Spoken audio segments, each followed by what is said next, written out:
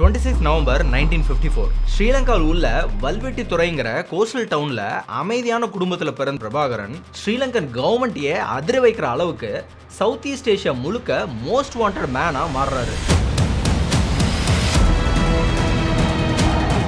ஒரு துளி பயம் ஒரு துளி விஷத்துக்கு சமம்னு சொன்ன பிரபாகரன் தன்னோட 15வது வயசுலயே தமிழ் மாணவர் பேரவையில சேர்ந்து போராட்டத்துக்கு வந்துட்டாரு.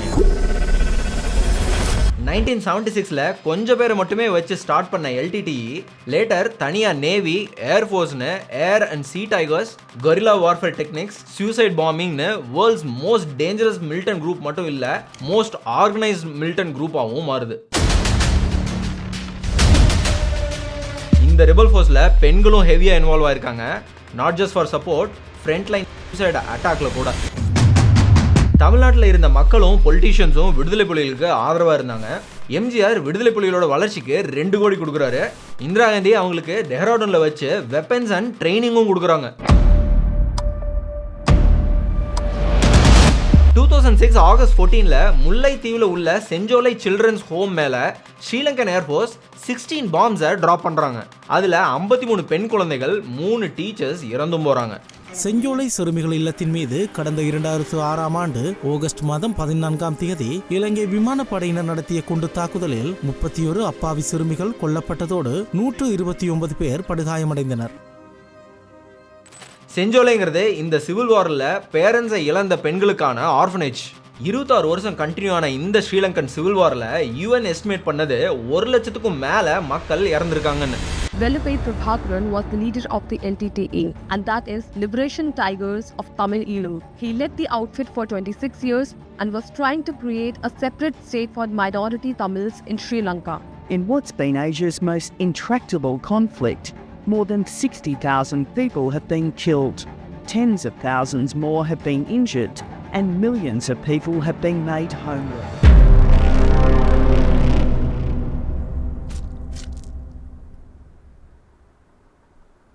தமிழ் ஈழம்ங்கிறது எல்டிடி தமிழர்களுக்கு நார்த் ஈஸ்ட் ஸ்ரீலங்காவில் ப்ரொப்போஸ் பண்ண ஒரு independent state. Eelam means homeland, அதாவது தாயகம். ஸ்ரீலங்காவில் தமிழர்களோட தாயகம். இந்த தாயகத்தை அவங்க கேட்டது எதுக்குன்னா, ஸ்ரீலங்காவில் பல டிகேடாக தமிழர்களுக்கு எதிராக சிஸ்டமேட்டிக் டிஸ்கிரிமினேஷன், வயலன்ஸ், மார்ஜினலைசேஷன் அப்படின்னு இதெல்லாம் போயிட்டு இருந்துச்சு பை சின்ஹல மெஜாரிட்டி ஸ்ரீலங்கன் கவர்மெண்ட்னால. இந்த ஸ்டேட் கிடைச்சா ஸ்ரீலங்கன் தமிழுக்கு cultural, linguistics and political autonomy கிடைக்கும் அப்படின்னு இவங்க நினச்சாங்க. பேசிக்லி ஒரு நிம்மதியான வாழ்க்கை, ஃபண்டமெண்டல் நீட். என்ன ஒரு அழகான வார்த்தை, ஈழம், ஈழத்தமிழர்கள். அண்ணன் பிரபாகரனை பற்றி பார்க்கறதுக்கு முன்னாடி ஸ்ரீலங்காவில் உள்ள தமிழர்களோட ஹிஸ்ட்ரியை முதல்ல பார்க்கலாம். ஸ்ரீலங்காவில் ஆல்மோஸ்ட் 50,000 இயர்ஸ்க்கு முன்னாடியே மனிதர்கள் வாழ்ந்ததுக்கான ஆர்கியாலஜிக்கல் எவிடன்ஸ் இருக்குது. தமிழர்கள் ஸ்ரீலங்காவில் வர்றதுக்கு முன்னாடியே அங்கே பழங்குடி மக்களான வேதாஸ், யாக்ஷாஸ் அண்ட் நாகாஸ் வாழ்ந்து வந்திருக்காங்க. தமிழர்கள் எப்போ ஸ்ரீலங்காவுக்கு வந்தாங்கன்னு எந்த ஒரு ஆதாரமும் இல்லை. பட் சங்கம் லிட்ரேச்சரில் உள்ள பட்டினப்பாலை அண்ட் புறநானூரில் தமிழர்கள் ஈழத்துக்கு போய் ட்ரேட் பண்ணதா சொல்லப்பட்டிருக்கு. அப்போ இதோட பேரு சிலோன்.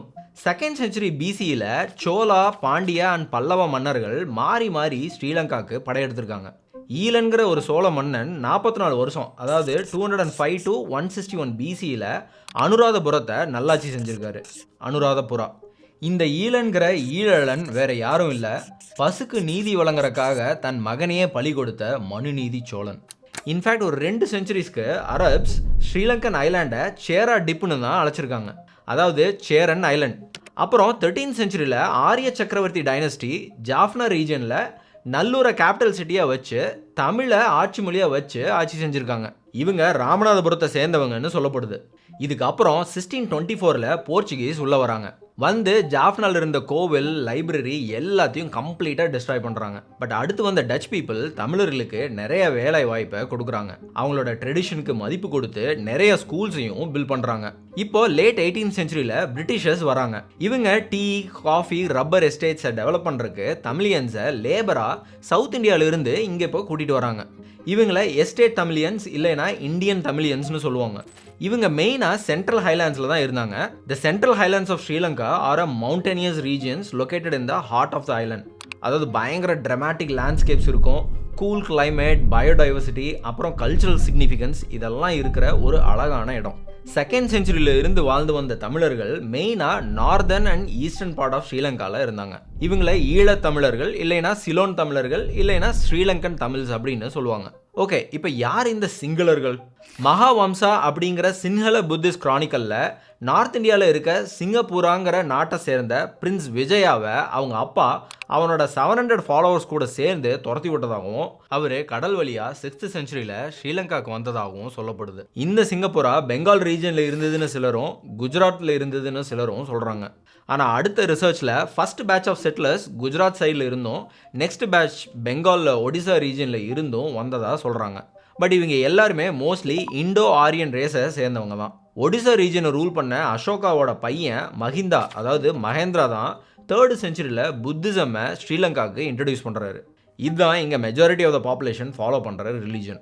ஸ்ரீலங்காவில் கிடைக்கிற சில கல்வெட்டுகள், லிட்ரஸி ரெஃபரன்ஸ், ஆர்கியாலஜிக்கல் சர்வே எல்லாம் பார்த்தா தமிழர்கள் தான் அங்கே முதல் வந்தாங்க அப்படின்னு நம்பப்படுது.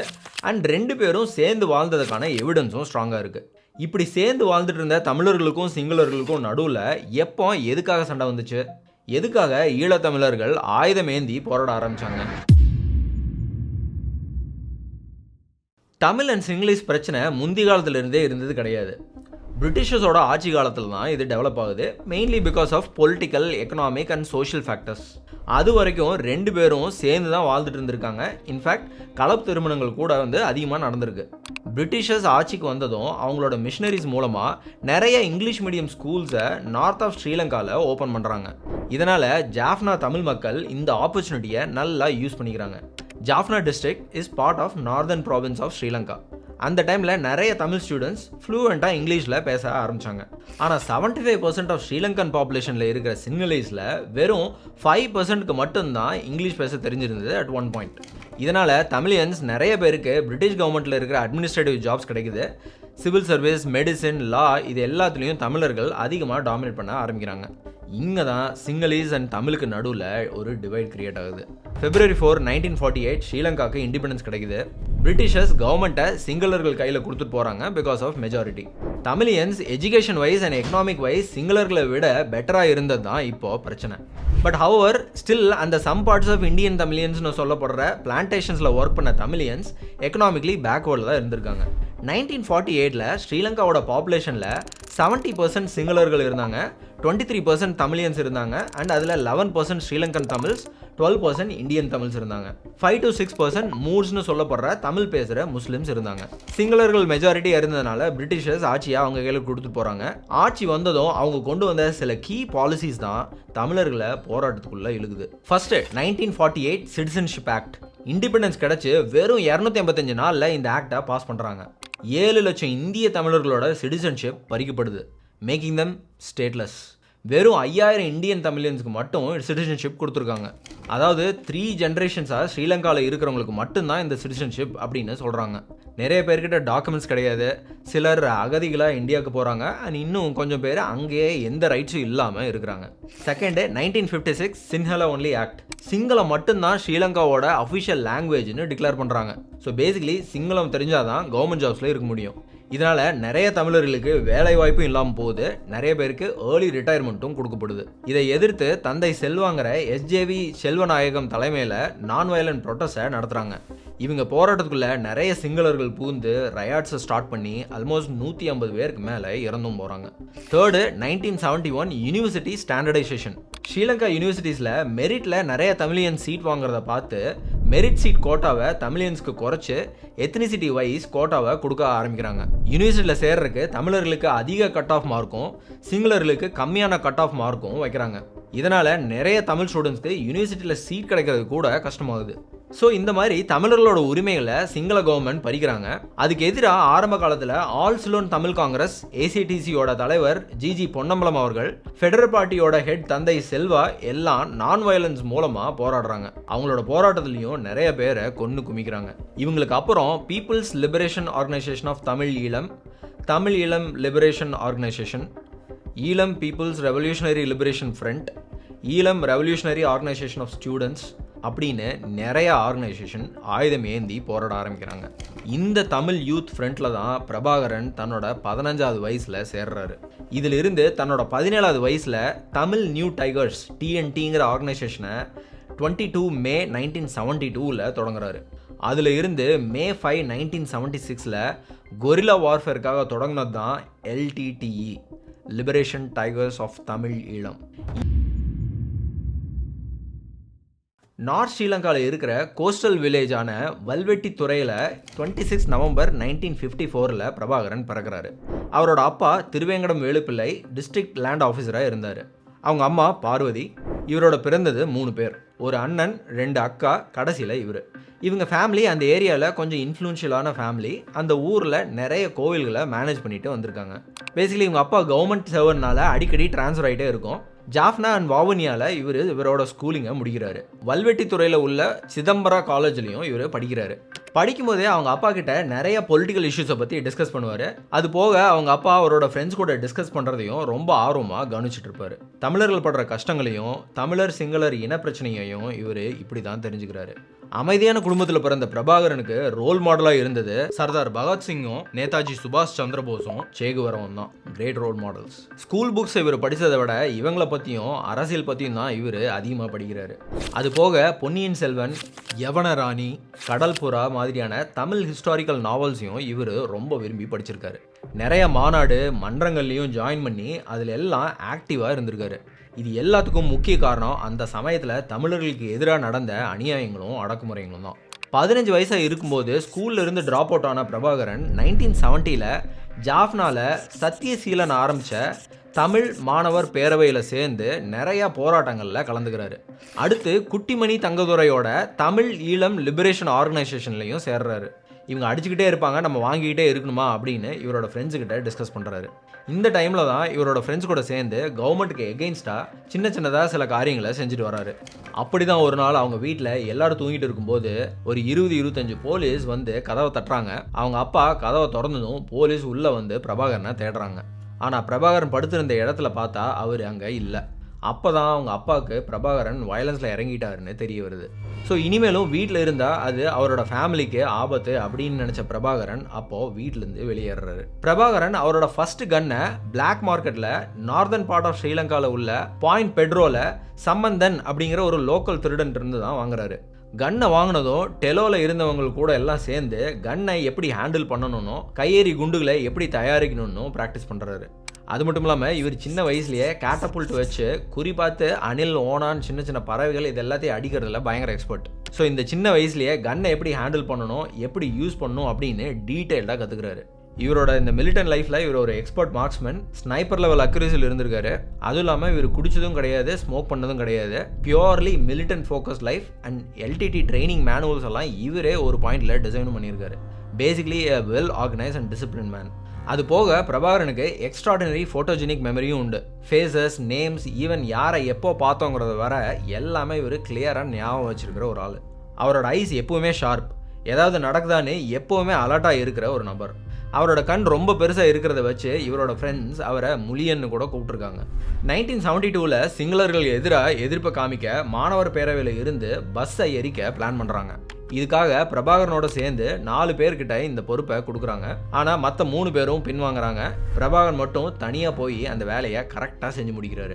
அதிலிருந்து அந்த பேரவையில் பிரபாகரனோட இன்ஃப்ளூயன்ஸ் அதிகமாகுது. சிங்கள கவர்மெண்ட்டோட கண்ணும் பிரபாகரன் மேலே இப்போ திரும்புது. அதிலிருந்து போலீஸ் அவரை கண்காணிக்க ஆரம்பிக்கிறாங்க.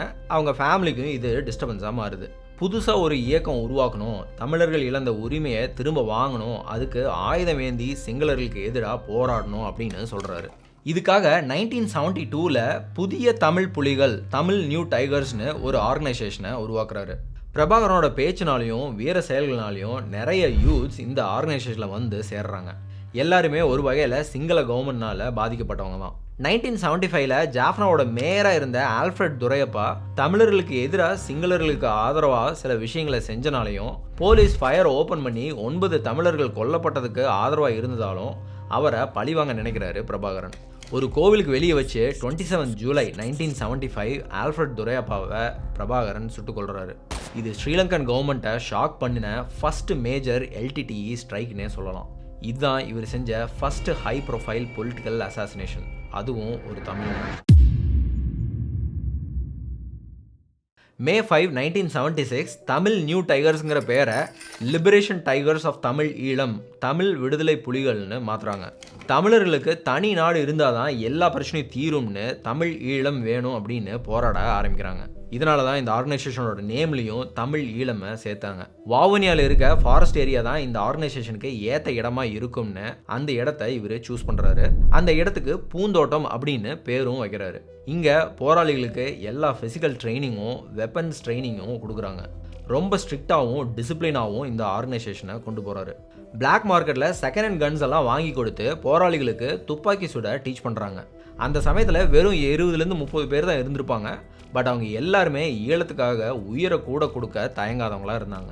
இந்த டைமில் இவங்க எல்லாருக்கும் ஸ்டே, ஃபுட்டு, ட்ரெஸ்ஸு, வெப்பன்ஸ் இது எல்லாம் வாங்குறதுக்காக ஜாஃப்னா சிட்டியில் இருக்க ஒரு பேங்க்கில் கொள்ளையும் அடிக்கிறாங்க. இது அவங்களுக்கு அந்த டைமில் ஃபினான்ஷியல் பூஸ்ட்டாக அமையுது. அவங்களோட ஆர்கனைசேஷனை அடுத்த ஸ்டேஜில் கொண்டு போகிறதுக்கு இது யூஸும் பண்ணுது. இந்த வளர்ச்சியெல்லாம் பார்த்து இன்னும் இந்த இயக்கத்தில் பல பேர் சேர ஆரம்பிக்கிறாங்க. தமிழ் மக்கள் எல்லாம் அவரை அவங்களோட விடுதலை போராளியாக தான் பார்க்க ஆரம்பித்தாங்க. போராளிகள் நிறைய பேர் சேர ஆரம்பிச்சனால எல்டிடியில் சில செட் ஆஃப் ரூல்ஸ் அண்ட் ரெகுலேஷன்ஸை இப்போ பிரபாகரன் செட் பண்ணுறாரு. ட்ரிங்கிங், ஸ்மோக்கிங் அண்ட் ஃபிசிக்கல் இன்டிமெசியை கம்ப்ளீட்டாக பேன் பண்ணுறாரு. மென்டல் அண்ட் ஃபிசிக்கல் டிசிப்ளின் இருந்தால் மட்டும்தான் கிளியராக ப்ரோக்ரஸ் ஆக முடியும் அப்படின்னு இது மாதிரி ரூல்ஸ்லாம் இப்போ கொண்டு வராரு. இவங்க கொரில்லா வார்ஃபேரில் ட்ரெயின்டாக இருந்தாங்க. போலீஸ் எப்பெல்லாம் இவங்களை பிடிக்க வராங்களோ அப்பெல்லாம் ஒளிஞ்சிருந்து அவங்கள தாக்குனாங்க. ஆல்ஃபிரட் துரைப்பா மாதிரி பல பேரை பிரபாகரனே முன்ன இருந்து மர்டர் பண்ணுறாரு. இது எல்லாம் செஞ்சது விடுதலை புலிகள் தான் கவர்மெண்ட்டுக்கு தெரியணும். அப்போ தான் கவர்மெண்ட்டுக்கு ஒரு பயம் வரும்னு அவங்க கொன்ன 11 பேரோட லிஸ்ட்டை எல்டிடி லெட்டர் ஹெட்லேயே டைப் பண்ணி கவர்மெண்ட்டுக்கு அனுப்புகிறாரு. இதை பார்த்தா அப்போ இருந்த பிரசிடென்ட் ஜெயவர்தனே ஆத்திரமடைஞ்சு விடுதலை புலிகளை கம்ப்ளீட்டாக பேனும் பண்ணுறாரு. இதுக்கப்புறம் பேங்க் ராபரி, மர்டர்னு பல விஷயங்களில் இவங்க ஈடுபடுறாங்க. இதை பார்த்த நிறைய யூத்ஸ் இந்த ஆர்கனைசேஷனில் இப்போ இன்னும் சேர ஆரம்பிக்கிறாங்க. அதில் கிட்டுங்கிற சதாசிவம் கிருஷ்ணகுமார், ரகுங்கிற சந்திரசேகரம் பிள்ளை, மாத்தையா அப்படிங்கிற கோபாலசுவாமி மகேந்திர ராஜா முக்கியமானவங்க. இவங்க இதெல்லாம் செய்கிறத பார்த்துட்டு போலீஸோட ஆக்டிவிட்டி இன்னும் அதிகமாகுது. இதனால் கொஞ்ச நாள் தலைமறைவாக இருக்க இவர் திரும்பவும் இப்போ இந்தியா வராரு. அங்கே ஏற்கனவே இவரோட ஆர்கனைசேஷன் சேர்ந்த பல பேர் இருந்தாங்க. அதனால் it made is move easy. தமிழ்நாட்டில் இருந்த மக்களும் பொலிட்டிஷியன்ஸும் விடுதலை புலிகளுக்கு ஆதரவாக தான் இருந்தாங்க. அகதிகளாக வந்த ஸ்ரீலங்கன் தமிழ்ஸுக்கும் நிறையா ஹெல்ப்பும் பண்ணாங்க. இப்போ இவர் சென்னை வலசரவாக்கத்தில் வீடு எடுத்து தங்குறாரு. அங்கே தான் அவரோட ஃப்ரெண்ட் மூலமாக ஆண்டன் பாலசிங்கமை 1983 மீட் பண்ணுறாரு. லேட்டராக இந்த ஆண்டன் பாலசிங்கம் தான் எல்டிடியோட பொலிட்டிக்கல் அட்வைசராக இருந்து அவங்களுக்கு நிறைய நெகோசியேஷன்ஸில் ஹெல்ப் பண்ணியிருக்காரு. சென்னையில் இருக்கும்போது இவங்க கூட உமா மகேஸ்வரன் அப்படின்னு ஒருத்தர் கூட இருக்காரு. உமா மகேஸ்வரன் யாருன்னா அவரோட ரியல் நேம் முகுந்தன். எல்டிடியோட ஃபர்ஸ்ட் சென்ட்ரல் கமிட்டி சேர்மனாக இருந்தவர். இவர் பிரபாகரனோட ரொம்ப க்ளோஸாகவும் இருந்திருக்காரு. ஃபாரின்ல சிரியா அண்ட் லெபனன்ல கொரில்லா ட்ரைனிங்கும் எடுத்திருக்காரு. ஸ்டார்ட்ல நல்லா இருந்த relation later ideological, disciplinary and personal டிஃபரன்சஸ்னால 2 பேருக்கும் கிளாஷ் ஆகுது. இது போக 2 பேருக்கு நடுவில் நடந்த பெரிய விஷயம் என்னன்னா, உமா மகேஸ்வரனுக்கு ஊர்மிளா கந்தையாங்கிற ஒரு ஃபீமேல் கேடரோட ஒரு ரிலேஷன்ஷிப் இருந்திருக்குதுன்னு பிரபாகரன் அக்யூஸ் பண்றாரு.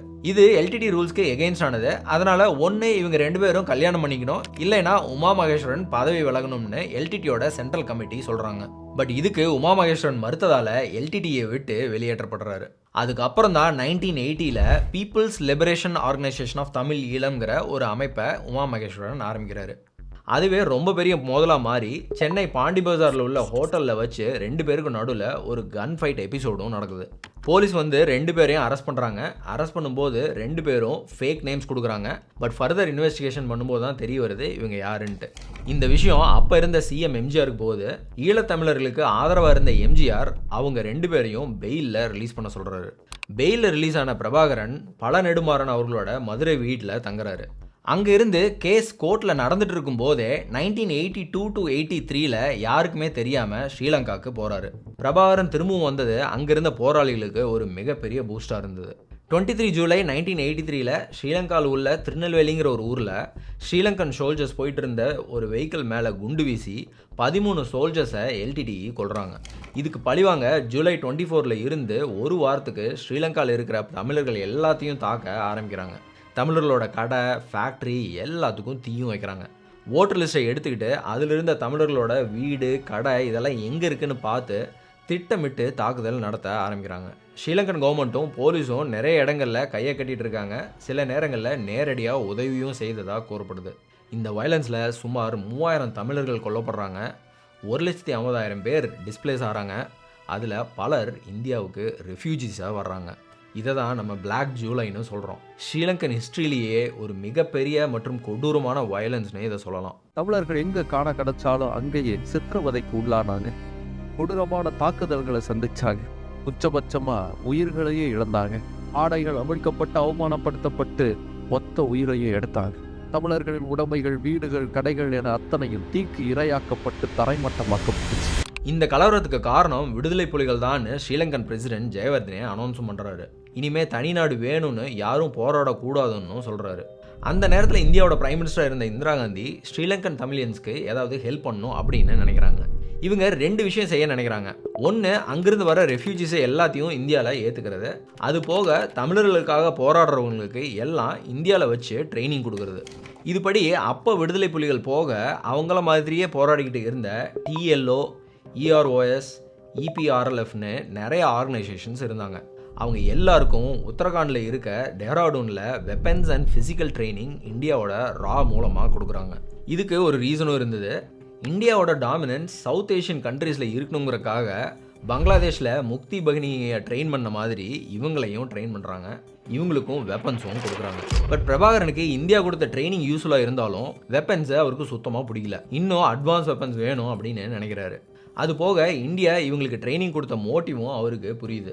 ஏன்னா பிரைமர்லி இட்ஸ் அ ஜியோபாலிட்டிக்கல் ரீசன். எப்போனாலும் இந்தியாவை எதிர்க்க இல்லைன்னா எதிர்கொள்ள வேண்டி இருக்கும் அப்படின்னு இவர் நினைக்கிறாரு. ஏன்னா இந்திரா காந்தி பீரியடில் அமெரிக்கா அண்ட் பாகிஸ்தானோட இன்ஃப்ளூயன்ஸ் ஸ்ரீலங்காவில் இன்க்ரீஸ் ஆகிட்டு இருக்கிறத பார்த்து இந்தியா பயப்பட்டுச்சு. அந்த டைமில் Sri Lanka under the leadership of president JR Jayewardene western பவர்ஸான united states, Israel and Pakistan கூட அலைன் ஆகியிருந்தது. பேசிக்கலி கோல்டு வார் நடந்துட்டு இருந்த ஏரா. தமிழ் ரிபல்ஸை ஆம் பண்ணி ட்ரைனிங் கொடுத்து ஸ்ரீலங்காவை டீஸ்டபிளைஸ் பண்ண நினச்சாங்க இந்திரா காந்தி கவர்மெண்ட். ஸோ இந்த ட்ரைனிங் முடிஞ்சதும் Tamil Nadu CM MGR, opposition leader Karunanidhi 2 பேருமே சேர்ந்து இந்த ஆர்கனைசேஷனோட லீடர்ஸை மீட் பண்ண விரும்பினாங்க. TLO, EROS, EPRLF சேர்ந்தவங்க எல்லாரும் கருணாநிதியை போய் டைரெக்டாக மீட்டும் பண்ணுறாங்க. பிரபாகரன் LTD சார்பாக ஆண்டன் பாலசிங்கமை MGRை மீட் பண்ண அனுப்புகிறாரு. ட்ரைனிங்க்கும் வெப்பன்ஸ் வாங்கவும் பெரிய அளவில் பணம் வேணும்னு பாலசிங்கம் MGR கிட்ட சொல்கிறாரு. சொன்ன உடனே MGR விடுதலை புலிகளுக்கு 2 கோடி ரூபா கொடுத்து ஹெல்ப்பும் பண்ணுறாரு. அவர் கொடுத்ததுக்கு நேரில் பார்த்து தேங்க்ஸ் சொல்லிட்டு வராரு பிரபாகரன். இதுக்கெல்லாம் நடுவில் October 1, 1984 பிரபாகரனுக்கும் மதிவதனிக்கும் சென்னை பக்கத்தில் உள்ள திருப்போரூரில் உள்ள ஒரு முருகன் கோவிலில் வச்சு கல்யாணமும் நடக்குது. மதிவதனி ஸ்ரீலங்காவில் நடந்த ஒரு போராட்டத்துக்கு அப்புறம் சென்னையில் உள்ள ஆண்டன் பாலசிங்கம் வீட்டில் தான் தங்கியிருந்தாங்க. பிரபாகரன் அடிக்கடி பாலசிங்கம் வீட்டுக்கு வர்றப்போ பழக்கமாகி இவங்க இப்போ கல்யாணமும் பண்ணிக்கிறாங்க. இவங்களுக்கு சார்ல்ஸ் ஆண்டனி, துவாரகா, பாலச்சந்திரன்னு 3 அழகான குழந்தைகள் இருந்தாங்க. இவங்க எல்லாத்துக்குமே ஈழத்துக்காக உயிர் தியாகம் செஞ்சவங்களோட பேரை தான் வைக்கிறாரு. பிரபாகரன் உண்மையிலேயே தன் மக்களை நேசித்த ஒரு லீடர். பிரபாகரனோட கல்யாணத்துக்கு அப்புறம் விடுதலை புலிகள் அவங்களோட ரூல்ஸை கொஞ்சம் ரிலாக்ஸ் பண்ணுறாங்க. அது வரைக்கும் LTTயில் இருந்த கேடட்ஸ் யாரும் கல்யாணம் பண்ணிக்கூடாது, எந்த ஒரு ரிலேஷன்ஸ்லையும் இருக்கக்கூடாதுன்னு இருந்த ரூல்ஸை மாற்றி 5 இயர்ஸ் சர்வ் பண்ணவங்க கல்யாணம் பண்ணிக்கலாம் அப்படின்னு சேஞ்சும் பண்ணுறாங்க. இப்போ MGR கொடுத்த 2 கோடியை வச்சு நிறைய புது வெப்பன்ஸ் வாங்குறாங்க. தமிழ்நாட்டில் சில இடங்களில் வச்சு அவங்களோட கேடட்ஸ்க்கு ட்ரைனிங்கும் கொடுக்குறாங்க. அதுக்கு அப்போ இருந்த MGR கவர்மெண்ட் எந்த அப்ஜெக்ஷனும் தெரிவிக்கல. அவங்களுக்கு நிறையா இப்போ வெப்பன்ஸும் கிடைக்குது. அன்ஃபார்ச்சுனேட்லி அந்த டைமில் தான் இவங்களுக்கு சப்போர்ட்டாக இருந்த இந்திரா காந்தியோட அசாசினேஷனும் நடக்குது. இந்த அசாசினை பற்றின டீட்டெயில் வீடியோ நம்ம சேனலில் இருக்குது, லிங்க் டிஸ்கிரிப்ஷனில் பார்த்துங்க. பட் அவங்களுக்கு அப்புறம் வந்த ராஜீவ் காந்தியும் இவங்களுக்கு சப்போர்ட்டாக தான் இருந்திருக்காரு. விடுதலை புலிகள் ஒரு பக்கம் வளர்ந்துக்கிட்டே போகும்போது ஸ்ரீலங்காவில் தமிழர்கள் மேலே நிறைய தாக்குதல் நடக்குது. அப்பாவி மக்களை எல்லாம் தீவிரவாதிகள்னு சொல்லி அரெஸ்ட் பண்ணி ஜெயிலில் போட்டு டார்ச்சர் பண்ணுறாங்க. இதில் நிறைய பேர் இறந்தும் போகிறாங்க. இதுக்கு பதிலடி கொடுக்குற வகையில் முல்லைத்தீவில் இருந்த பொக்கிலை ஆர்மி கேம்ப் மேலே தாக்குதல் நடத்துகிறாங்க LTTE. இதில் 100க்கும் மேலே ஸ்ரீலங்கன் சோல்ஜர்ஸ் இறந்து போகிறாங்க. இதனால் இன்னும் அதிகமாக தமிழர்கள் மேலே தாக்குதல் இன்க்ரீஸ் ஆகுது. Basically an eye for eye situation in ஸ்ரீலங்கா. இதை பார்த்துட்டு இருந்த ராஜீவ் காந்தி பூட்டான் கேபிட்டல் திம்புவில் வச்சு ஒரு பீஸ் டாக்குக்கு இன்வைட் பண்ணுறாரு. அதில் Sri Lankan government, LTTE, TLO, EROS, EPRLF மாதிரியான குரூப்ஸோட ரெப்ரசன்டேட்டிவ்ஸும் கலந்துக்கிறாங்க. திம்பு டாக்ஸில் தமிழ் குரூப்ஸ் வந்து 4 முக்கியமான டிமாண்ட்ஸை சொல்கிறாங்க. ஃபர்ஸ்ட்டு, தமிழர்களுக்குன்னு தனி நாடு வேணும். Second, northern and eastern provinces of ஸ்ரீலங்காவை தமிழர்களோட ட்ரெடிஷ்னல் ஹோம்லேண்டாக அனௌன்ஸ் பண்ணணும். 3, தமிழர்களுக்கு அவங்களோட பொலிட்டிக்கல் ஃபியூச்சரை டிசைட் பண்ணுறதுக்கு ரைட்ஸ் வேணும். 4, ஸ்ரீலங்காவில் இருக்க எல்லா தமிழருக்கும் ஃபுல் சிட்டிசன்ஷிப்பும் ஃபண்டமெண்டல் ரைட்ஸும் கொடுக்க கேரண்டி தரணும். இதில் ஃபஸ்ட்டு 3 பாயிண்ட்ஸையும் ஸ்ரீலங்கன் கவர்மெண்ட் ரிஜெக்ட் பண்ணுறாங்க. அதுக்கு பதிலாக நார்தர்ன் அண்ட் ஈஸ்டர்ன் ப்ராவின்சஸில் டிஸ்ட்ரிக்ட் கவுன்சில்ஸ் அப்படின்னு ஒன்று நம்ம வச்சு ஆட்சி பண்ணலாம் அப்படின்னு ப்ரொப்போஸ் பண்ணுறாங்க. பட் டிஸ்ட்ரிக்ட் கவுன்சில்ஸ் வச்சா திரும்பவும் அது சிங்கள கவர்மெண்ட் கண்ட்ரோலில் தான் இருக்கும் அப்படின்னு போராட்டக்காரங்க இதை ரிஜெக்ட் பண்ணுறாங்க. ஸோ இந்த பேச்சுவார்த்தை கம்ப்ளீட்டாக ஃபெயில் ஆகுது. இந்த பேச்சுவார்த்தை தோல்வி அடைஞ்சாலும் ராஜீவ்காந்தி எப்படியாவது ஸ்ரீலங்கன் ப்ராப்ளம்க்கு ஒரு சொல்யூஷன் கண்டுபிடிச்சிடணும்னு 1986 நவம்பரில் பெங்களூரில் நடந்த சார்க் சம்மிட்டில் பிரபாகரன், ஆண்டன் பாலசிங்கம் எல்லாத்தையும் உடனே பெங்களூருக்கு கூட்டிகிட்டு வர சொல்கிறாரு. ஒருவேளை சீஃப் மினிஸ்டர் எம்ஜிஆர் சொன்னால் கேட்பாருன்னு எம்ஜிஆரை பெங்களூர் வர வச்சு பேச்சுவார்த்தை நடத்துகிறாரு prime minister Rajiv Gandhi. But MGR சொல்லியும் பிரபாகரன் கேட்கல. அதுக்கப்புறம் பிரபாகரன் ஸ்ரீலங்காவுக்கு போகிறாரு. ஸ்ரீலங்காவுக்கு திரும்பின பிரபாகரன் அங்கிருந்த போராளிகளை ஒரு லாங் வாருக்கு ப்ரிப்பேர் ஆக சொல்கிறாரு. இன்னொரு பக்கம் ஸ்ரீலங்கன் பிரசிடென்ட் JR ஜெயவர்தனே விடுதலை புலிகளை வேரோடு அழிக்கவும் அவங்க கண்ட்ரோலில் இருந்த ஏரியாவை திரும்ப கவர்மெண்ட் கண்ட்ரோலுக்கு கொண்டு வரதுக்கும் 1987 மேல ஆப்ரேஷன் லிபரேஷனை ஸ்டார்ட் பண்ணுறாரு. கிரவுண்ட் ஃபோர்ஸஸ் யூஸ் பண்ணால் LTTயில் இருந்து அதிகமாக ரெசிஸ்டன்ஸ் இருக்கும்னு ஏர்ஃபோர்ஸ் மூலமாகவும் டேங்கர்ஸ் யூஸ் பண்ணியும் பாம்ஸை போடுறாங்க. இதில் விடுதலை புலிகளை தாண்டி நிறைய சிவிலியன்ஸும் இறந்து போகிறாங்க. இதை கவனிச்சிட்டு இருந்த ராஜீவ்காந்தி தமிழ் சிவிலியன்ஸ்க்கு ஹெல்ப் பண்ண ஒரு கார்கோ ஷிப்பில் ஃபுட் சப்ளைஸும் கொடுத்து அனுப்புகிறாரு. ஆனால் அதை ஸ்ரீலங்கன் கவர்மெண்ட் அக்செப்ட் பண்ணல. இவங்க அந்த ஷிப்பையே டாக் பண்ணவும் விடலை. அதனால் ராஜீவ்காந்தி ஏர்கிராஃப்ட் மூலமாக யாழ்ப்பாணம் ரீஜனுக்கு ஃபுட் பார்சல்ஸை ஏர் ட்ராப் பண்ணுறாரு.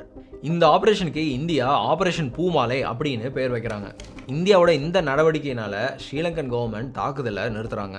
இப்போ தான் ஸ்ரீலங்காவோட இந்தியன் ஹை கமிஷனரை வச்சு இந்தியா ஒரு பீஸ் ப்ரொபோசல் டீலை சஜஸ்ட் பண்ணுறாங்க.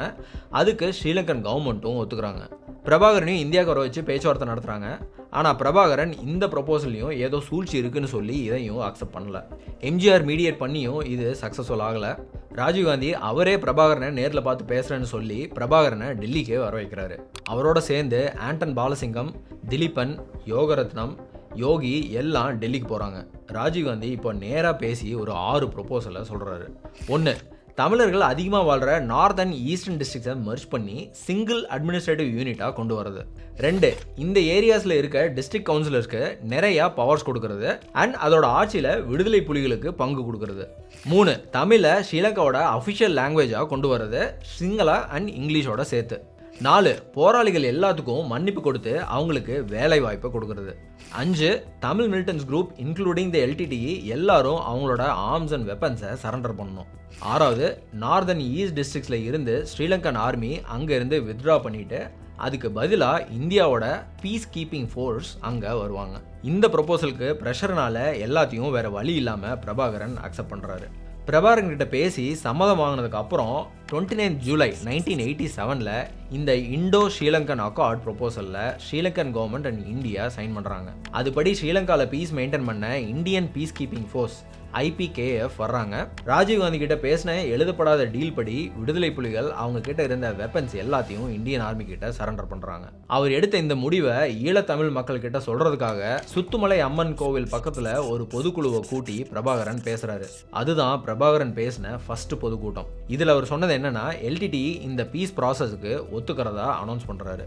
ஆனா இங்க தான் ஸ்டோரியில ஒரு பெரிய ட்விஸ்ட். பிரபாகரன் அவரோட ஐடியாலஜில கிளியரா இருந்தாரு. தமிழர்களுக்கு ஒரு ஈழம், அதுக்கு ஒரு தலைவர் அண்ட் அதுக்கு ஒரு ஆர்மி தான். LTTE, TLO, ERPLF இது எல்லாத்தையும் ஒரு பெரிய த்ரெட்டாக பார்த்துச்சு. ஏன்னா இந்தியாவோட ரா அவங்களுக்கு ஸ்ட்ராங் சப்போர்ட்டாக இருந்தாங்க. அதனால் நூற்றுக்கணக்கான EPRLF, TLO கேடர்ஸை LTTE கொள்கிறாங்க. TLOட தலைவர் ஸ்ரீ சபாரத்னமை தேடி போய் May 5, 1986 கொள்கிறாங்க. LTTEக்கு இந்தியா இந்த குரூப்ஸை எல்லாம் மேனிப்புலேட் பண்ணி வச்சுருக்காங்களோன்னு ஒரு பயமும் வருது. இந்தியாவை பொறுத்தவரை எந்த ஒரு குரூப்பும் தனியாக பவர்ஃபுல்லாக இருக்கக்கூடாது அப்படின்னு நிறையா குரூப்ஸை சப்போர்ட் பண்ணுறாங்க. பட் பிரபாகரனை பொறுத்தவரை தனித்தனியாக இல்லாமல் ஒரு சிங்கிள் குரூப்பாக ஒரு சிங்கிள் லீடருக்கு அடியில் தமிழ் மக்களுக்கு போராடணும் அப்படின்னு நினைக்கிறாரு. ஸோ பிரபாகரன் ப்ரெஷரில் இண்டோ ஸ்ரீலங்கன் அக்கார்டை ஜூலை 1987 ஒத்துக்கிறாரு. ஆனால் அதுக்கப்புறம் LTTE IPKF-ஐ அப்போஸ் பண்ணுறாங்க. அதுக்கு ஸ்ட்ராங் ரீசனும் இருக்குது. ஏன்னா இந்த அக்ரிமெண்ட் LTTEக்கு அவங்கள பவர்லெஸ் ஆக்கிறதுக்காக போடப்பட்டது மாதிரி தெரியுது. ஸ்ரீலங்கன் ஆர்மி ஃபுல் ஃப்ளெஜ்டாக அவங்க பொசிஷனில் இருக்கும்போது LTTE மட்டும் வெப்பன்ஸை கைவிட்டால் அது சூசைட் பண்ணுறதுக்கு சமமாக இருக்கும் அப்படின்னு பிரபாகரன் நினைக்கிறாரு. IPKF ஸ்ரீலங்காவுக்கு வந்ததும் EPRLF, TELOக்கு தமிழர்கள் வாழ்கிற நார்த் அண்ட் ஈஸ்டர்ன் ரீஜனில் ஆட்சியில் அதிகாரம் கொடுக்குறாங்க, அதுவும் பாதுகாப்போட. பிரபாகரன் இதை எப்படி பார்த்தாருன்னா, இந்தியா LTTயை மற்ற குரூப்ஸை வச்சு பொலிட்டிக்கலாக ரீப்ளேஸ் பண்ணி மிலிட்ரி ஃபோர்ஸஸை வச்சு வீக்கெண்ட் பண்ணதாக பார்க்குறாரு. இது விடுதலை புலிகளுக்கு வச்ச ட்ராப்பாகவும் நினைக்கிறாரு. பிரபாகரனோட கோல் இண்டிபெண்டன்ட் தமிழ் ஈழம், தன் மக்களோட ஃப்ரீடம். இந்தியா கண்ட்ரோல் பண்ணுற அட்டானமஸ் கவுன்சில் இல்லை. இதனால் ஒரு காலத்தில் ராஜீவ்காந்தியோட பீஸ் டாக்ஸில் ஈடுபட்டு ஹேண்ட்ஷேக் பண்ண பிரபாகரனே கடைசியில் அவரோட அசாசினேஷன் அட்டாக்கு மாஸ்டர் மைண்டாக மாறுறாரு. ஸோ கிளியராக இண்டோ ஸ்ரீலங்கன் அக்கார்ட் படி எல்லா ப்ரொபோசல்ஸும் கிளியராக இம்ப்ளிமெண்ட் பண்ணப்படலை. இதுக்காக விடுதலை புலிகளோட ஒரு முக்கியமான மெம்பர் திலீபன் இந்த அக்கார்டை இம்ப்ளிமெண்ட் பண்ண சொல்லி இந்தியன் கவர்மெண்ட்டை எதிர்த்து 12 நாள் உண்ணாவிரதம் இருந்து இறந்து போகிறாரு. நாம் இன்று அடக்கி ஒடுக்கப்பட்டு கொண்டிருக்கின்றோம். நமது அடிப்படை உரிமைகள் படிப்படியாக பறிக்கப்பட்டு கொண்டிருக்கின்றன. இதை நீங்கள் ஒருபோதும் மறந்துவிடக் கூடாது. அதுக்கப்புறம் ஒரு 17 விடுதலை புலிகள் போராளிகளை ஸ்ரீலங்கன் நேவி அரெஸ்ட் பண்ணுறாங்க. இது ராஜீவ்காந்தி பீஸ் டீலுக்கு எகெயின்ஸ்ட் ஆனதுன்னு சொல்லியும் அவங்கள ரிலீஸ் பண்ணல. அவங்க எல்லாருமே ஜெயிலில் சூசைடும் பண்ணிக்கிறாங்க. இதுக்கு பழிவாங்க விடுதலை புலிகள் திரும்பவும் ஸ்ரீலங்கன் சோல்ஜர்ஸை கொல்றாங்க. இதனால் அங்கேருந்து இந்தியன் ஆர்மி விடுதலை புலிகளை அட்டாக் பண்ண ஆரம்பிக்கிறாங்க. இதை பார்த்த பிரபாகரன் வார் வேண்டாம்னு எம்ஜிஆருக்கும் ராஜீவ்காந்திக்கும் லெட்டரும் அனுப்புகிறாரு. ஆனால் அதுக்குள்ளே ஃபுல் ஃப்ளெஜ்ட் வார் நடக்க ஆரம்பிக்குது. IPKFக்கும் LTTக்கும் அக்டோபர் 1987 அஃபிஷியலாக வார் ஸ்டார்ட் ஆகி அடுத்த 2 வருஷத்தில் 2000 பேர் கொல்லப்படுறாங்க. எம்ஜிஆருக்கும் உடம்பு சரியில்லாமல் போனதுனால அவரோட இன்ஃப்ளூன்ஸும் இப்போ LTTயில் குறையுது. அவர் 1987 டிசம்பரில் இறந்தும் போகிறாரு. இந்தியன் பீஸ் கீப்பிங் ஃபோர்ஸோட இந்த சிச்சுவேஷனால தான் ராஜீவ்காந்தி தன்னை ஏமாத்திட்டதா பிரபாகரன் நினைக்கிறாரு. ஸ்ரீலங்காவோட நியூ பிரசிடென்ட் பிரேமதாசாவும் இந்தியன் ஆர்மிக்கு எகென்ஸ்டாக தான் இருந்தார். பிரேமதாசாவும் வார் வேண்டாம், பேச்சுவார்த்தை நடத்திக்கலாம் அப்படின்னு சொல்கிறாரு. அதுக்கு பிரபாகரனும் ஒத்துக்கிறாரு. இந்த மீன் டைம் விடுதலை புலிகள் நிறைய ஃபண்ட்ஸ் கலெக்ட் பண்ணி அவங்களோட ஆர்கனைசேஷனை இன்னும் ஸ்ட்ரென்தன் பண்ணுறாங்க. அவங்களுக்குன்னு பேங்க்கு, ரேடியோ, சேட்டலைட் டிவி சேனல், நேவின்னு ஒரு தனி கவர்மெண்ட்டையே உருவாக்குறாங்க. 1990 ஜாஃப்னா டிஸ்ட்ரிக்ட் ஃபுல்லாக இவங்க கண்ட்ரோலுக்குள்ளே வருது. அண்ட் அதோட ஜாஃப்னா டிஸ்ட்ரிக்ட் கமாண்டராக பிரபாகரனை அனௌன்ஸ் பண்ணுறாங்க. LTT ஒரு ஹைரார்கிக்கல் அண்ட் மிலிட்டரைஸ்டு மூவ்மெண்ட்டாக இருந்தது. அதனால் அங்கே ஒவ்வொரு ரீஜனுக்கும் ஒரு கமாண்டர்ஸ் அசைன் பண்ணாங்க. For example, colonel Karuna east side கமாண்டராக இருந்தார். பட் இவங்க எல்லாருக்கும் தலைவராக பிரபாகரன் இருந்தார். ஒவ்வொரு வருஷமும் நவம்பர் 27 அன்னைக்கு மாவீரர் தினம் கொண்டாடி இறந்த போராளிகளை ஹானர் பண்ணுவாங்க. நாளுக்கு நாள் அவங்களோட ஆர்கனைசேஷன் வளர்ந்துட்டு போச்சு. மற்ற கண்ட்ரீஸில் செட்டில் ஆன ஸ்ரீலங்கன் தமிழ்ஸ் இவங்களுக்கு நிறையா ஃபண்டும் டொனேட் பண்ண ஆரம்பித்தாங்க. இந்த நேரத்தில் தான் இந்தியாவில் லோக்சபா எலெக்ஷன் பிரச்சாரம் நடந்துட்டு இருந்தது. 1989 ராஜீவ்காந்தி பவரில் இருந்து போகிறாரு. And VP Singh Indian PM ஆகி IPKFை 1990 கம்ப்ளீட்டாக வித்ட்ரா பண்ணுறாரு. PM VP சிங் இருந்தப்போ ஒரு நான் கோஆபரேஷன் மூவ்மெண்ட் வருது. இதனால் இப்போது ஒரு இடைத்தேர்தலும் வருது. இந்த டைமில் ராஜீவ்காந்தி ஒரு சண்டே மேகசினில் என்ன சொன்னார்னா, 1991 இடைத்தேர்தலில் திரும்ப நான் PM ஆனா அண்ட் நீடு இருந்தால் IPKFை நான் திரும்பவும் ஸ்ரீலங்காவுக்கு அனுப்புவேன் அப்படின்னு சொல்கிறாரு. இது LTTக்கு சுத்தமாக பிடிக்கல. அந்த பிரச்சாரத்துக்காக ராஜீவ்காந்தி 1991 மே 21 தமிழ்நாட்டுக்கு வந்தார். அவர் ஸ்ரீபெரும்புதூரில் மக்கள் கூட பேசிட்டு இருக்கும்போது விடுதலை புலிகள் மனித வெடிகுண்டு யூஸ் பண்ணி ராஜீவ்காந்தியை அசாசினேட் பண்ணுறாங்க. இந்த இன்சிடெண்ட் பிரபாகரன் லைஃப்லையும் அவரோட ஆர்கனைசேஷன்லேயும் ஒரு பெரிய டேர்னிங் பாயிண்ட். தமிழ்நாட்டு மக்கள் பிரபாகரன் கிட்டையும் விடுதலை புலிகள் கிட்டையும் வச்சிருந்த மதிப்பு கொஞ்சம் குறையுது. இதுக்கப்புறம் விடுதலை புலிகள் கொஞ்சம் நிதானமாக இருப்பாங்கன்னு நினச்சா, ஆனால் அதுக்கு அப்புறம் தான் அவங்க ஸ்ரீலங்கன் ஆர்மியை ரொம்பவும் அட்டாக் பண்ண ஆரம்பிக்கிறாங்க. 1993 அப்போ இருந்த ஸ்ரீலங்கன் பிரசிடென்ட்டான ராணசிங்கே பிரேமதாசாவை விடுதலை புலிகளை சேர்ந்த கரும்புலி சூசைட் ஸ்குவாட் தாக்கி கொல்றாங்க. இது 1995 வரைக்கும் அப்படியே கண்டினியூ ஆனது. அதுக்கப்புறம் 2 பேருமே தாக்குதலை ஸ்டாப் பண்ணுறாங்க. 4 மாதம் கழித்து கடற்புலி, அதாவது சீ டைகர்ஸ், ட்ரின்கோமலே ஹார்பருக்குள்ளே போய் SLNS சுராயா அண்ட் SLNS ரணாசுருங்கிற ஸ்ரீலங்கன் நேவி ஷிப்ஸை பாம் வச்சு தாக்குறாங்க. அதுக்கப்புறம் 1996 சென்ட்ரல் பேங்க்கில் தாக்குதல் நடத்துகிறாங்க. முல்லைத்தீவை கேப்சர் பண்ணுறாங்க. இதுக்கு நடந்த சண்டையில் ஆயிரக்கணக்கான ஸ்ரீலங்கன் ஆர்மிமென் இறந்து போகிறாங்க. இப்படியே உள்நாட்டு போர் நிற்கிறதா இல்லை. 2001 பண்டாரநாயக்க இன்டர்நேஷனல் ஏர்போர்ட் அண்ட் அதுக்கு பக்கத்தில் இருந்த ஸ்ரீலங்கன் ஏர்ஃபோர்ஸ் பேஸை சூசைட் பாம்பர்ஸை வச்சு அட்டாக் பண்ணுறாங்க. இது ரெண்டுமே ஒரே ரன்வேயை ஷேர் பண்ணும். இதில் 13 aircraft and infrastructure worth $500 million destroy பண்ணப்படுது. இந்த சுச்சுவேஷனில் தான் 2002 நார்வே ஒரு சீஸ்ஃபயர் அக்ரிமெண்ட்டை புரோக்கர் பண்ணுறாங்க. இதுக்காக 2002ல் for the first time Prabhakaran press conference வச்சு 200+ லோக்கல் ஃபாரின் ஜேர்னலிஸ்ட்டை மீட் பண்ணுறாரு. அந்த ப்ரெஸ் கான்ஃபரன்ஸில் அவர் கூட இருந்த ஆண்டன் பாலசிங்கம் பிரபாகரனை தமிழ் ஈழத்தோட பிரசிடென்ட் அண்ட் பிரைம் மினிஸ்டர்னு இன்ட்ரடியூஸ் பண்ணி வைக்கிறாரு. We are given an assurance to the Norwegians and to the President of Sri Lanka through the Norwegian facilitators that LTTE from now on will cease all forms of violence against the government forces. March 2004ல் கருணாங்கிற ஒரு விடுதலை புலிகளோட ஒரு மூத்த தலைவர் second in கமாண்ட்னு கூட சொல்லலாம் எல்டிடியை விட்டு போய் ஸ்ரீலங்கா கவர்மெண்ட் கிட்ட சேர்ந்தது பிரபாகரனுக்கு ஒரு பெரிய செட்பேக்காக வருது. 2005 நவம்பரில் ஆட்சிக்கு வந்த ராஜபக்ஷா கவர்மெண்ட் 2006 ஆகஸ்ட் 14ல் முல்லைத்தீவில் உள்ள செஞ்சோலை சில்ட்ரன்ஸ் ஹோம் மேலே ஸ்ரீலங்கன் ஏர்ஃபோர்ஸ் 16 பாம்ஸை ட்ராப் பண்ணுறாங்க. அதில் பரிதாபமாக 53 பெண் குழந்தைகள் அண்ட் 3 டீச்சர்ஸ் இறந்தும் போகிறாங்க. செஞ்சோலைங்கிறது இந்த சிவில் வாரில் பேரண்ட்ஸை இழந்த கேர்ள்ஸுக்கான ஒரு ஆர்ஃபனேஜ். ஸ்ரீலங்கன் ஆர்மி இந்த இடத்துல எல்டிடி சில்ட்ரனுக்கு ஆர்ம்டு ட்ரைனிங் கொடுக்குறாங்க, அதுக்காக தான் அட்டாக் பண்ணதாக சொல்கிறாங்க. ஆனால் அப்படி எதுவும் இங்கே நடக்கலை. நிறைய கண்ட்ரிஸ் இதை கண்டமும் பண்ணாங்க. 2006ல் சீஸ்ஃபயர் கம்ப்ளீட்டாக கொலாப்ஸ் ஆகுது. Major civil war break out ஆகுது. கருணாவோட பிட்ரையல், ஆண்டன் பாலசிங்கம், தமிழ் செல்வனோட டெத்து இப்படின்னு எல்டிடிக்கு பலம் பயங்கரமாக குறையுது. இந்த டைமில் இவங்க கிட்ட ஏர்ஃபோர்ஸ் அண்ட் சில அட்வான்ஸ் வெப்பன்ஸ் இருந்தும் மற்ற கண்ட்ரீஸில் இருந்து கிடைச்ச ஹெல்ப்பு ரொம்பவே குறையுது. இந்தியாலையும் அந்த டைமில் காங்கிரஸ் தான் கவர்மெண்ட்டில் இருந்தது. அண்ட் ராஜீவ்காந்தி அசாசினேஷனுக்கு அப்புறம் இந்தியா எல்டிடியை எதிரியாக தான் பார்த்தாங்க. 2008 to 2009 நடந்த கடைசி வாரில் விடுதலை புலிகள் கண்ட்ரோலில் இருந்த ஏரியாவை எல்லாம் ஸ்ரீலங்கன் ஆர்மி கேப்சர் பண்ண ஆரம்பிக்கிறாங்க. ஸ்கூல்ஸ், காலேஜஸ், ஹாஸ்பிட்டல்ஸ்னு நார்த்லேருந்து எல்லாத்தையும் தாக்குறாங்க ஸ்ரீலங்கன் ஆர்மி. அங்கேருந்து அதை ரிப்போர்ட் பண்ண சிங்கள ஜேர்னலிஸ்ட்டை கூட கொல்றாங்க. ரெட் கிராஸ், யூஎன் ஒர்க்கர்ஸ், ஜேர்னலிஸ்ட்னு எல்லாத்தையும் அந்த ஏரியாவை விட்டு வெளியேற்றுறாங்க. இப்படி எந்த ஒரு சாட்சியமும் இல்லாமல் இந்த வார் நடக்குது. தமிழ் மக்கள் இருந்த அந்த ஏரியாவில் பயங்கர சண்டை நடக்குது. மக்கள் மேலே ப்ராஸ்பரஸ் பாம் வீசுகிறாங்க. நிறைய ஹியூமன் ரைட்ஸ் வயலேஷன் நடக்குது. ஜனவரி 2009ல் எல்டிடியோட ஹெட் குவார்ட்டர்ஸான கிளிநொச்சியை ஸ்ரீலங்கன் ஆர்மி கேப்சரும் பண்ணுறாங்க. ஏப்ரல் 2009ல் ஆல்மோஸ்ட் எல்லா ஏரியாவையும் அவங்க கண்ட்ரோலுக்கு ஆர்மி கொண்டு வராங்க. கடைசியாக முள்ளிவாய்க்காலில் மட்டும் விடுதலை புலிகள் இருக்காங்க அண்ட் அதையும் ஆர்மி சுற்றி வளைக்கிறாங்க. 2009 மே 16 to 18 ரொம்ப தீவிரமாக தாக்குதல் நடக்குது 2 பக்கத்தில் இருந்தோம். இந்த ஃபைனல் ஃபேஸ் ஆஃப் வாரில் 40,000க்கும் மேலே மக்கள் இறந்து போகிறாங்க. இதில் Pottu Amman LTTE intelligence chief, Soosai sea tigers commander, P Nadesan LTTE political head, S Puleedevan head of the LTTE's peace secretariat மாதிரியான எல்டிடி தலைவர்களும் அடங்கும். இதில் நிறைய பேர் கொல்லப்பட்டாங்களா இல்லை கைது செய்யப்பட்டாங்களான்னு தெரியல.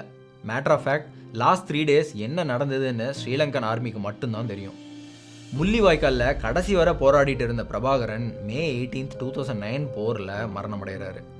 அவரோட உடலை நியர் நந்திக்கடல் லகுனில் இருந்து எடுக்கிறாங்க. பிரபாகரன் இறந்து போனதுக்கு அப்புறம் 26 year ஆப்ரேஷன் ஃபைனலாக முடிவுக்கு வந்துருச்சுன்னு ஸ்ரீலங்கன் கவர்மெண்ட் அஃபிஷியலாக அனௌன்ஸ் பண்ணுறாங்க. இந்த வாரோட லாஸ்ட் ஃபியூ டேஸில் பிரபாகரனோட ஒய்ஃப் மதிவதனி, மகள் துவாரகா, விடுதலை புலிகளோட ஏர்ஃபோர்ஸ் சீஃபாக இருந்த மூத்த மகன் சார்ல்ஸ் ஆண்டனி, கடைசி மகன் பாலச்சந்திரன் எல்லாரும் இதில் இறந்து போகிறாங்க. இப்படி தமிழ் மக்களோட உரிமைக்காகவும் பாதுகாப்புக்காகவும் லீடர் பிரபாகரன் தன்னோட கடைசி மூச்சு வர போராடினார். அவர் இறந்து இத்தனை வருஷம் ஆனாலும் இன்னும் அவரோட டெத்தில் சந்தேகம் இருந்துக்கிட்டே தான் இருக்குது. ஃபைனல் வாரில் இவர் தப்பிச்சு போயிட்டாரு, திரும்பவும் இவர் வருவார் அப்படின்னு இன்னும் நிறைய பேர் நினச்சிட்டு இருக்காங்க. இப்படி பல தியரிஸ் இருக்குது. பட் அது எல்லாமே கான்ஸ்பிரசி தியரிஸ் தான்.